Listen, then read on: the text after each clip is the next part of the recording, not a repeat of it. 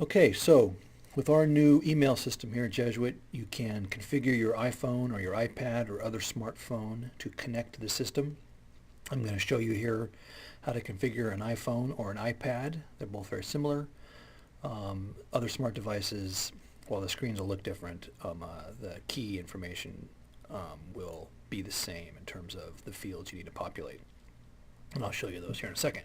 So from your main screen, you want to click on the Settings button from an iPhone.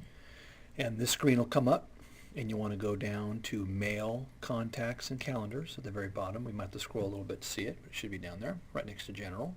You push that button, and then you're going to see a screen like this. You might already have some accounts on here. The key thing we want to pay attention to is Add Account. We're going to click Add Account. And we'll talk about how to keep these accounts separate here in a second. So I click Add Account. Our system is a Microsoft Exchange system. So you press Microsoft Exchange.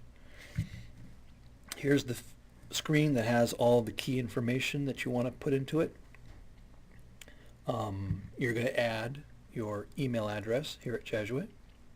You're going to add the domain. That's jhs.domain. You'll put in your username and your password, and that's the same username and password you use to get into the email or to a computer. You can then name it. The default is Exchange, or you can put Jesuit email, whatever you want down here. Now here's where a weird thing will happen with some phones. It might fail and give you an error message. You just click past it and you'll see a screen like this with a new field that wasn't there before titled Server. When it does that, you populate that field with webmail.jhssac.org. All the other fields should already be there. You don't have to re-enter this information.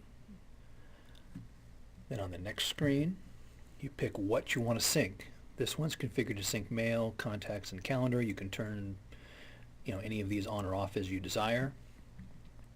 And you click Save in the upper right corner once you have those chosen. And you'll have a new account in the iPhone called Exchange in this case, or whatever you named it.